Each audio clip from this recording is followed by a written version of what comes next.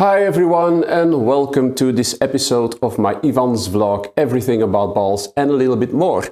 In this episode I will answer a few questions that I have received about balls in my first episode of this vlog. So let's get to it, shall we?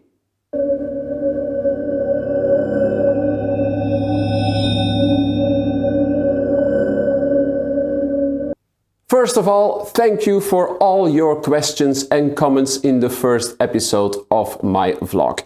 It was called How to Inflate a Ball the Right Way. So let's get to the first question, and here it is.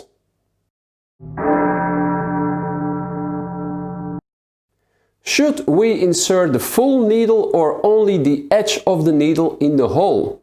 Yes, it is always highly recommended to insert the full needle in the valve. Otherwise you will blow air in the valve itself and not the inner bladder. And this makes it also a lot harder if you only put a part of the needle in the valve as well. And that is also why the needle is quite long, so it can be inserted at its fullest and will reach the inner bladder this way.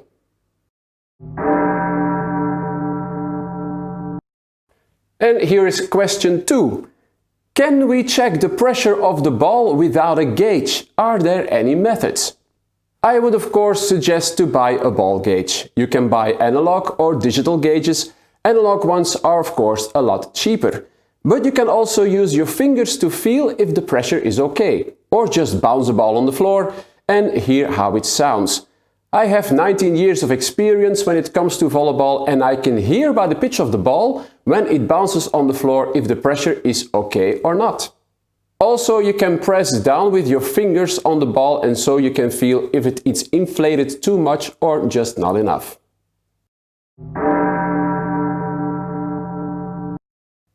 And here we have question 3. Is the oil part really that necessary? Thanks for answering. Yes, this is absolutely necessary. You need to moisten the needle before inserting it into the valve. A dry needle and a dry valve spells disaster.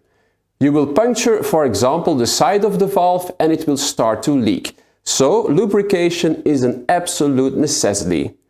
Otherwise your ball will start to have leaks very quickly, and if you buy an expensive ball, it won't be a pleasant sight to see that your ball is already flat after a couple of hours or maybe after a day.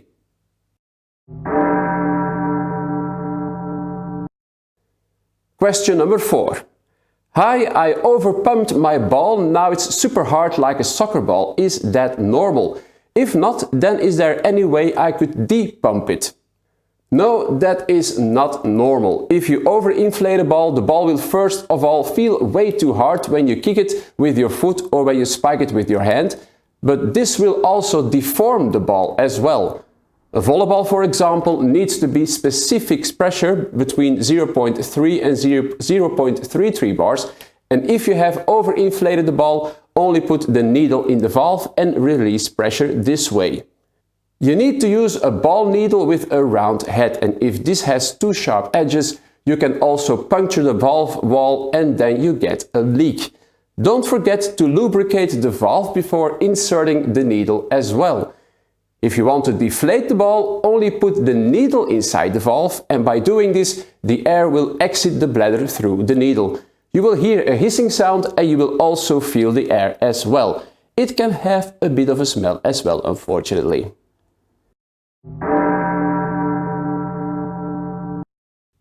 Question 5. Besides the select valve oil, can you please share your recommendation for other valve oil that is also good to use? Is glycerin a good oil or is it just too thick? Thank you for your input. Well, the best thing of course is that you always use a very thin oil, like for example oil that you use for a sewing machine. Use an oil that is not abrasive and also make sure that this oil can't possibly damage the rubber of the valve. Don't use oil that is too thick, because otherwise you can't properly insert it into the valve and also may cause small fractures in the rubber valve as well. Thank you for all your questions, and if you have some other questions, please don't hesitate to contact me by writing a comment down below. So the most important things to remember are: first of all, always use valve oil or something similar. Second, don't overinflate the ball. You can find the right pressure close to the valve of the ball. 3, use a needle with a round edge. That is a lot safer.